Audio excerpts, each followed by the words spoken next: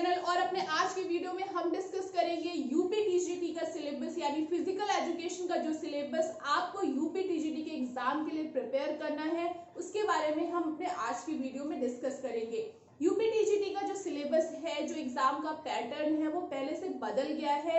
Exam का pattern की बात करें तो अब यहाँ पर जो आपके एग्जाम है वो सिर्फ और सिर्फ फिजिकल एजुकेशन का होगा और इंटरव्यू जो है वो नहीं होंगे, यानी आपका जो भी परफॉर्मेंस है वो आपके रिटन एग्जाम के बेसिस पे ही होगा।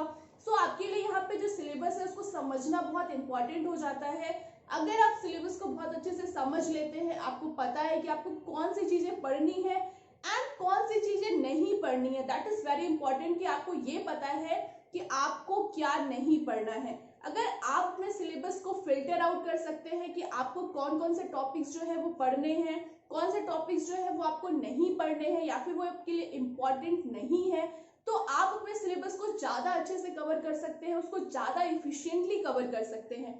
फिजिकल एजुकेशन में जो सिलेबस दिया हुआ है वो 3 या 4 पार्ट में डिवाइड है, बट मैंने उस सिलेबस को 10 पार्ट में डिवाइड किया है। हमें 10 यूनिट्स या 10 टॉपिक्स को पढ़ने हैं। जो 10 टॉपिक है, they our history of physical education, foundation of physical education, sports psychology, sports management, anatomy, kinesiology, health education, games and sports, recreation and awards and trophies. यानी आपका जो पूरा फिजिकल एजुकेशन का सिलेबस है वो इन 10 यूनिट या फिर 10 टॉपिक्स में डिवाइडेड है। आपको जो अपना सिलेबस प्रिपेयर करना है वो इस हिसाब से प्रिपेयर करना है कि आपको किस टॉपिक में कितनी चीजें पढ़नी है। सबसे पहले बात करें हिस्ट्री ऑफ फिजिकल एजुकेशन की, तो आपके सिलेबस में जो दिया हुआ है that is history of physical education in India.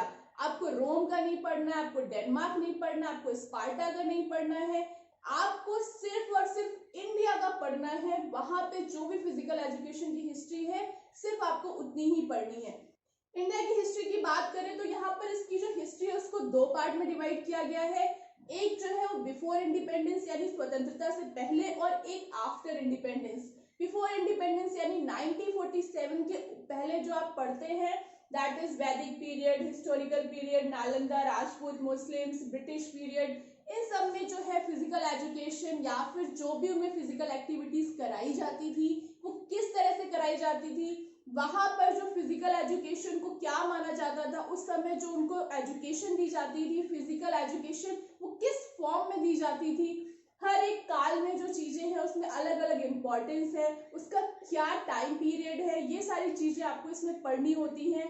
जैसे इंडिया में जो YMCA है वो 1947 से पहले एस्टैब्लिश हुआ था, HVPM जो है वो भी 1947 से पहले एस्टैब्लिश हुआ था।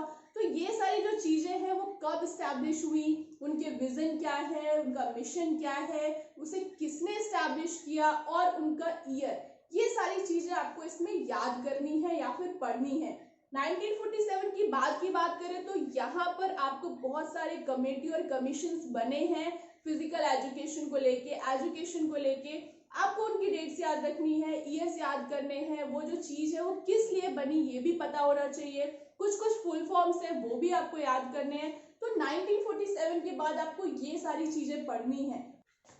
फिर बात करें अपने सेकेंड टॉपिक की, that is foundation of physical education. Foundation of physical education is the very basic thing जो कि आपको हमेशा आपने पढ़ा होगा, चाहे आप BPED में पढ़े हो या फिर आप BSc BA कुछ भी किया होगा आपने, तो आप फर्स्ट ईयर में आपने फाउंडेशन ऑफ फिजिकल एजुकेशन जरूर पढ़ा होगा।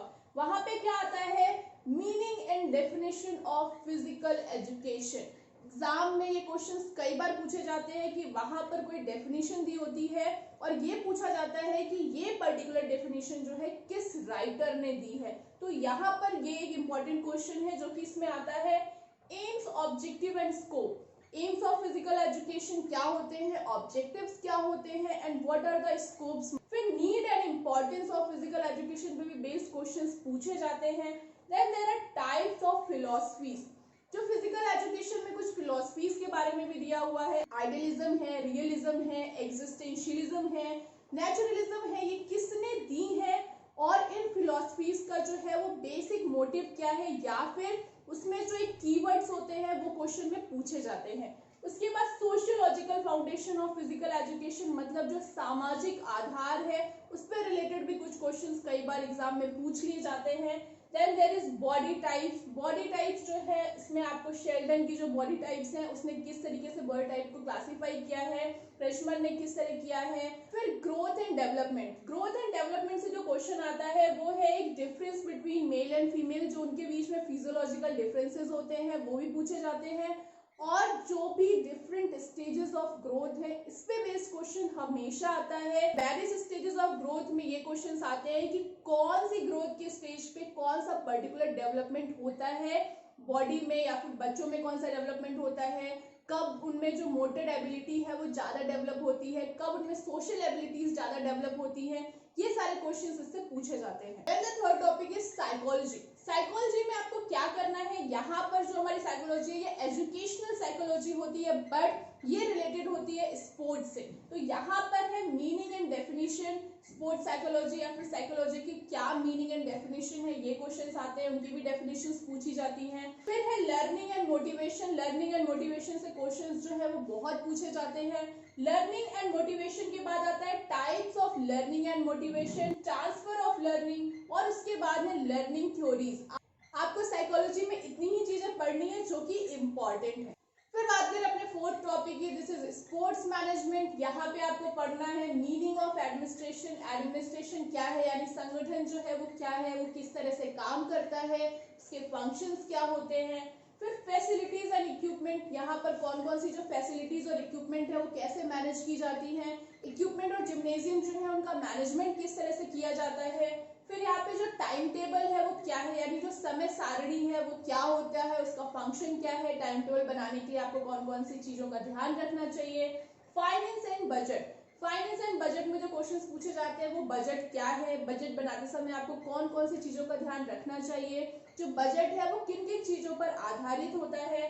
फिर है प्लानिंग। प्लानिंग में आपको पढ़ना है कि meaning and importance of planning, जो प्लानिंग है वो क्या है, वो क्यों जरूरी है, प्लानिंग जो है वो हमारे मैनेजमेंट को किस तरह से अच्छा बनाता है। Then the next is lesson plan. Lesson plan यानी पाठ योजना। लेसन प्लान के बारे में भी क्वेश्चंस आते हैं कि जो लेसन प्लान है वो क्या है, कि किसी भी टीचर के लिए या फिर स्टूडेंट टीचर के लिए लेसन प्लान जो है वो क्यों इंपॉर्टेंट होता है। लेसन प्लान जो है उसमें कौन कौन सी चीजें आपको ध्यान रखनी चाहिए बनाते समय। लेसन प्लान जो है वो क्लास को किस तरह से अच्छा बनाता है, या फिर उसका क्या प्रभाव पड़ता है क्लासरूम टीचिंग पे। फिर स्पोर्ट्स ऑर्गेनाइजेशन एंड टूर्नामेंट से जो क्वेश्चंस आते हैं वो आते हैं कि जो टूर्नामेंट है वो क्या है, कितने टाइप्स का होता है, लीग नॉकआउट क्या होता है, लीग कब कराया जाता है, नॉकआउट कब कराया जाता है, उसके कुछ जो बेसिक फॉर्मूले हैं उससे रिलेटेड क्वेश्चंस आ जाते हैं। और इंट्राम्यूरल और एक्स्ट्राम्यूरल क्या होता है और इन दोनों में क्या डिफरेंसेस होते हैं। Then the fifth one is anatomy. Anatomy क्या है, उसे हम कहते हैं शरीर रचना विज्ञान, यानी बॉडी के स्ट्रक्चर के बारे में आपको पढ़ना है। तो यहाँ पर जितने भी सिस्टम्स है हमारी बॉडी में उसके बारे में आपको पढ़ना है। हर एक सिस्टम के बारे में आपको बहुत ज्यादा डीप नहीं पढ़ना है, बट जो भी उसमें एसेंशियल ऑर्गन्स हैं उनके क्या फंक्शन है, वो किस तरह से काम करते हैं, सारी चीजें आपको पढ़नी है। जैसे मस्कुलर सिस्टम में जो मसल्स हैं वो कितने तरह की होती हैं, कौन सी मसल जो है उसका स्ट्रक्चर कैसा होता है, जो मसल अलग अलग है वो क्यों अलग है, उनका बेसिस क्या है। स्केलेटन सिस्टम में आपको पढ़ना है जो आपकी बॉडी में कितनी हड्डियां होती हैं, कौन सी हड्डी जो है वो कहाँ पाई जाती है। सर्कुलेटरी सिस्टम में जो इम्पोर्टेंट है सबसे ज्यादा, क्योंकि इससे क्वेश्चंस हमेशा आता है, ब्लड के बारे में क्वेश्चन आता है। जो ब्लड है उसमें कौन कौन से कंपोनेंट्स होते हैं, कितना ब्लड बॉडी में पाया जाता है, वो किस तरह से फंक्शन करता है, हार्ट का वेट क्या होता है, हार्ट जो ब्लड पंप करता है उसकी जो पूरी साइकिल है वो कहाँ से कहाँ जाता है। ये सारे क्वेश्चंस जो है सर्कुलेटरी सिस्टम से रिलेटेड आते हैं। Then the next one is digestive system. Digestive system में जो क्वेश्चंस आते हैं वो ये कि कौन कौन से जो आपकी बॉडी में सीक्रेशन होते हैं, जो एंजाइम्स होते हैं उनका क्या फंक्शन होता है, जो आपकी स्मॉल इंटेस्टाइन है, लार्ज इंटेस्टाइन है, वो कितने पार्ट में डिवाइडेड है। जैसे then the next one is sensory organs. जो हमारी शरीर में 5 सेंसरी ऑर्गन्स हैं, eye, ear, skin, tongue, nose, इनके बारे में भी क्वेश्चंस आते हैं कि जो सेंसरी ऑर्गन्स हैं वो कौन कौन से हैं, या फिर जो सेंसरी ऑर्गन्स हैं उनका क्या फंक्शन होता है। और उसके बाद में जो लास्ट में आता है this is effect of exercise, मतलब जो एक्सरसाइज है उसका क्या इफेक्ट पड़ता है मस्कुलर सिस्टम पे, स्केलेटन सिस्टम पे, कार्डियोवास्कुलर सिस्टम पे, रेस्पिरेटरी सिस्टम पे। ये क्वेश्चन भी एग्जाम में आता है। यहाँ पे आपके सिलेबस में रेस्पिरेटरी सिस्टम नहीं लिखा था, तो हमारे सिलेबस में कई ऐसी चीजें हैं जो नहीं लिखी हैं, बट उसका ये मतलब नहीं कि वो चीजें इसमें इंक्लूड नहीं है। अगर यहाँ पे एनाटॉमी लिखा है तो आपको एनाटॉमी की सारी चीजें जो है वो पढ़नी है, बहुत डीप नहीं पढ़ना है बट आपको पढ़ना है। यहाँ मैंने फिजियोलॉजी नहीं लिखा है क्योंकि आपको जो फिजियोलॉजी है वो नहीं पढ़नी है। जो डीप फिजियोलॉजी है कि आपकी बॉडी में बायो एनर्जेटिक सिस्टम किस तरह से काम करता है, जो मसल कॉन्ट्रेक्शन होती है उसमें कौन कौन से प्रोसेस होते हैं, आपको इतना डीप फिजियोलॉजी नहीं पढ़ना है। आपको जो है वो बेसिक फंक्शंस पढ़ने हैं, आपकी बॉडी में जो सिस्टम है वो किस तरह से काम करते हैं, आपको सिर्फ इतना ही पढ़ना है। फिर बात करें अपने 6th टॉपिक की, दिस इज किन्सियोलॉजी। किन्सियोलॉजी बहुत ही वास्ट टॉपिक है बट आपको बहुत ज्यादा नहीं पढ़ना है, आपको बहुत ही बेसिक किन्सियोलॉजी पढ़नी है। किन्सियोलॉजी का मीनिंग एंड इंपॉर्टेंस, उसका फिजिकल एजुकेशन में क्या रोल है, जॉइंट्स एंड देयर टाइप्स, आपकी बॉडी में कौन कौन से जॉइंट्स पाए जाते हैं, उनका क्लासिफिकेशन किस बेसिस पे किया गया है, और जो अलग अलग तरह के जॉइंट्स हैं उनके एग्जांपल्स। ये क्वेश्चन एग्जाम में कई बार आता है कि वहां पर लिखा होता है किस पर्टिकुलर जगह पर कौन सा जॉइंट पाया जाता है, तो जब भी आप जॉइंट्स पढ़ें तो उनके एग्जांपल्स जरूर पढ़ें। उसके बाद यहाँ पर बात आती है टाइप्स ऑफ मूवमेंट की, कि कौन कौन से मूवमेंट्स होते हैं बॉडी में, रोटेशन होता है, फ्लेक्शन, एक्सटेंशन, एब्डक्शन, ये सारे जो मूवमेंट्स हैं इसके बारे में भी आपको पता होना चाहिए। देन एक्सिस एंड प्लेन्स, ये भी एक बेसिक चीज है किन्सियोलॉजी की जिससे रिलेटेड क्वेश्चंस पूछे जा सकते हैं। And Newton's law of motion, जो 3 लॉ ऑफ मोशन होते हैं वहां पर जो फोर्सेज है वो किस तरह से एक्ट करती हैं, इतना ही आपको पढ़ना है किन्सियोलॉजी में। बहुत ज्यादा डीप किन्सियोलॉजी नहीं पढ़नी है, आपको वेक्टर्स नहीं पढ़ने हैं, फोर्स किस तरह से एक्ट करती है उनका पूरा एनालिसिस नहीं पढ़ना है, आपको सिर्फ पढ़नी है basic किन्सियोलॉजी। Then the 7th one is health education। यहाँ पर आपको पढ़ना है meaning and definition of health, जो हेल्थ है वो क्या होती है, उसका क्या मीनिंग होता है, what are the scope of health, dimension of health, ये सारी चीजें। Then the next is communicable disease। जो communicable disease है ये एक important चीज है क्योंकि इससे रिलेटेड क्वेश्चन आते हैं, जैसे जो डिजीजेस होती हैं वो किस बैक्टीरिया, वायरस या पैथोजन से होती हैं, वो क्वेश्चन आता है। जैसे जो ट्यूबरक्लोसिस या टीबी है वो कैसे होता है, तो दैट इज बाय मायोबैक्टीरियम। तो जो डिजीजेस है कम्युनिकेबल डिजीज, डिप्थीरिया, हैजा, बहुत सारी जॉन्डिस, तो वो कैसे होती हैं या वो कैसे एक इंसान से दूसरे इंसान में जाती हैं, होस्ट क्या होता है, वेक्टर क्या होता है, ये सारे क्वेश्चंस जो है कम्युनिकेबल डिजीजेस से रिलेटेड आते हैं। Next is personal and social hygiene. आज जिस तरह का दौर चल रहा है आप सब हाइजीन के बारे में बहुत अच्छे से जानते होंगे, सो उससे रिलेटेड भी क्वेश्चंस जो है वो आते हैं। Next is school health services, क्योंकि जो टीजीटी एग्जाम है आपको स्कूल में जाके जॉब करना है, देन यू शुड नो कि स्कूल हेल्थ सर्विसेज में आपको कौन कौन सी चीजें आती हैं, वहां पर जो चीजें हैं वो किस तरह से मैनेज की जाती है, वहां पर आपको बच्चों की हेल्थ का ख्याल रखने के लिए कौन कौन से प्रिवेंटिव मेजर्स जो है वो लेने होते हैं। And the last thing is balance diet. जब बात आती है बैलेंस डाइट की तो वहां पर आता है nutrition and then nutrients. Nutrients में आता है हमारा कार्बोहाइड्रेट, फैट्स, विटामिन, प्रोटीन, और यहाँ पर जो विटामिन है उनके साइंटिफिक नेम्स जो है वो भी बहुत इंपॉर्टेंट है, जो कि एग्जाम में हमेशा आते हैं। तो जितने भी यहाँ पर विटामिन है उनके साइंटिफिक नेम भी आपको याद करने हैं। Then the next one is games and sports. Games and sports में आपको जो चीज पढ़नी है वो है ओलंपिक गेम्स के बारे में। बहुत ज्यादा नहीं पढ़ना बट आपको पता होना चाहिए कि वो कब ओलंपिक गेम शुरू हुआ था, किस ईयर में कहाँ पे ओलंपिक कराया गया था, ये भी आपको याद होना चाहिए। और जो भी रिसेंट में इंपॉर्टेंट चीजें हुई है ओलंपिक से रिलेटेड, जैसे अभी जो ओलंपिक है वो 1 साल के लिए पोस्टपोन कर दिए गए just because of corona pandemic, तो ये सारी चीजें जो है आपको उस पर्टिकुलर चीज के बारे में पता होनी चाहिए। Next is Commonwealth game. Commonwealth game जो है वो कब शुरू हुआ था, या फिर जो लास्ट कॉमनवेल्थ गेम हुआ था उसमें इंडिया की रैंक क्या थी, ये सारी चीजें आपको देखनी है। फिर है एशियन गेम्स, वो भी आपको देखना है, और कुछ गेम्स हैं जिनके बारे में आपको पढ़ना है, जैसे कि football, hockey, volleyball, basketball, kabaddi, kho kho, athletics, badminton. आपको पढ़ना क्या है, फर्स्ट इंपॉर्टेंट चीज हिस्ट्री, वो गेम जो है वो कब शुरू हुआ ये आपको पता होना चाहिए, उसकी जो फेडरेशन है वो किस ईयर में बनी, और उसका हेडक्वार्टर कहाँ है, ये आपको इंपॉर्टेंटली पता होना चाहिए हिस्ट्री में।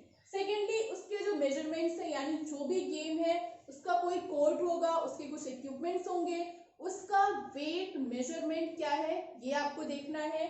फिर उस पर्टिकुलर गेम में ऑफिशियल्स कितने होते हैं, जो ऑफिशियल्स है उनका क्या काम होता है। फिर लास्ट है rules and regulation of the game, जो कोई भी गेम है उसके रूल्स एंड रेगुलेशंस क्या है, उस गेम की टाइमिंग क्या है, वहाँ कितने प्लेयर्स खेलते हैं, किस कंडीशन पे किसे क्या बोला जाता है। जैसे कबड्डी में लोना होता है तो लोना कब दिया जाता है, और हर गेम से रिलेटेड कुछ टर्मिनोलॉजी होती है, वो भी एग्जाम में बहुत पूछी जाती है। जैसे लोना क्या है, लेग शॉट क्या है, हुक शॉट क्या है, स्मैश क्या है, या फिर ये जो चीज है वो किस गेम से संबंधित है, ये क्वेश्चंस एग्जाम में पूछे जाते हैं। तो आपको गेम्स एंड स्पोर्ट्स में इतनी चीजें पढ़नी है। Then the next one is sports injuries. Sports injuries यानी जो खेल में चोटें हैं उससे भी रिलेटेड कुछ क्वेश्चंस आते हैं। यहाँ भी आपको बेसिक चीजें पढ़नी है, जैसे कॉमन स्पोर्ट्स इंजरीज, स्ट्रेन क्या है, एब्रेशन, कॉन्फ्यूजन, हीमोटोमा, फ्रैक्चर कितने टाइप्स के होते हैं, डिस्लोकेशन क्या है, ये सारी चीजें पढ़नी है। उसके बाद उनका ट्रीटमेंट और प्रिवेंशन, बेसिक ट्रीटमेंट यहाँ पर आता है, फर्स्ट एड आता है, जैसे आप प्राइस जो है वो क्या होता है, राइस जो है वो क्या होता है, उसका फुल फॉर्म क्या होता है, या फिर आपको बेसिक ट्रीटमेंट में कौन कौन सी चीजें किसी को देनी है अगर कोई इंजर्ड हो जाता है। फिर यहाँ पर आपको कुछ थेरेपीज के बारे में भी पढ़ना है, जैसे हाइड्रोथेरेपी जो है वो क्या होती है, उसमें कौन कौन सी चीजें आती हैं, क्रायोथेरेपी क्या है, इलेक्ट्रोथेरेपी क्या है। अगर आपको कई थेरेपीज दी है तो आपको उसमें से ये पता करना कि कौन सी इसमें से क्रायोथेरेपी है, कौन सी इसमें से इलेक्ट्रोथेरेपी है। तो यहाँ भी आपको स्पोर्ट्स इंजरीज एंड रिहैबिलिटेशन का इतना सा पार्ट आपको पढ़ना है। Then the next one and the last thing is recreation. Recreation में आपको पढ़ना है कि जो रिक्रिएशन है उसका क्या मतलब है, definition of recreation, recreation term जो है वो किसने शुरू किया था या फिर उसकी उत्पत्ति कैसे हुई थी, टाइप्स ऑफ रिक्रिएशन, जो रिक्रिएशन है वो कितने तरह का होता है, किस किस तरह से दिया जाता है, कौन कौन से गेम को रिक्रिएशन कहा जाएगा और किसे नहीं कहा जाएगा, लीडरशिप क्या होती है, लीडरशिप पे बेस्ड क्वेश्चन हमेशा आता है, जैसे लीडरशिप जो है वो क्या है, कितने तरह की होती है, लीडरशिप के जो टाइप्स है जैसे ऑटोक्रेटिक, डेमोक्रेटिक जो है उसमें क्या डिफरेंसेस है, ये क्वेश्चन एग्जाम में आते हैं। देन प्लानिंग ऑफ कैंप, जो कैंप है वो क्या है, किस तरह से कैंप ऑर्गेनाइज किया जाता है, कौन कौन सी चीजें हैं जो कैंप को ऑर्गेनाइज करने के लिए आपको जरूरी है, ये सारी चीजें जो है वो आपको पढ़नी है। टाइप ऑफ कैंप क्या है ये पढ़ना है। फिर आता है आपका the last one is award, trophies, stadium and current affairs. यहाँ पर आपको अवार्ड्स में जितने भी अवार्ड्स हैं उनके बारे में पढ़ना है, जो भी इंपॉर्टेंट है, Arjun award, Dronacharya award, Khel Ratna award, life time achievement award, माँ का जो ट्रॉफी है यानी मौलाना अब्दुल कलाम आजाद ट्रॉफी है जो कि बेस्ट यूनिवर्सिटी को दी जाती है। तो ये सारी आपको चीजें भी पता होनी चाहिए कि कौन सा अवार्ड किसे दिया जाता है, उस अवार्ड में प्राइज मनी क्या है, वो अवार्ड जो है वो किसको मिला है रिसेंटली या किसी पर्टिकुलर गेम में जिसको भी वो अवार्ड मिला है, ये चीजें आपको याद करनी है। ट्रॉफीज जो है, कौन सी ट्रॉफी किस गेम से रिलेटेड है, जैसे आगा खां कप जो है वो किस गेम से रिलेटेड है, सॉकर से कौन कौन सी ट्रॉफीज रिलेटेड हैं, हॉकी से कौन कौन सी ट्रॉफीज रिलेटेड हैं, क्रिकेट से कौन कौन सी ट्रॉफीज रिलेटेड है, ये क्वेश्चन जो है ये भी एग्जाम में आता है और इसको भी आपको पढ़ना पड़ेगा। जो भी इंपॉर्टेंट ट्रॉफीज और कप हैं उनकी आपको लिस्ट बनानी पड़ेगी। एंड स्टेडियम, कौन सा स्टेडियम किस शहर में है या फिर कौन सा स्टेडियम किस गेम का है, ये क्वेश्चन भी एग्जाम में आते हैं। तो ये था पूरा यूपी टीजीटी का सिलेबस। यूपी टीजीटी की अगर आप प्रिपेयर कर रहे हैं तो आपको ये सिलेबस जो है इतनी चीजें ही पढ़नी है, अपने जो नोट्स बनाने हैं वो इतनी चीजों के लिए बनाने हैं, बहुत सारी चीजें आपके पास ऑलरेडी होंगी, आपको सिर्फ उनको इस तरह से सॉर्ट करना है कि यूपी टीजीटी के सिलेबस के हिसाब से आपको कौन कौन सी चीजें जो है वो पढ़नी है।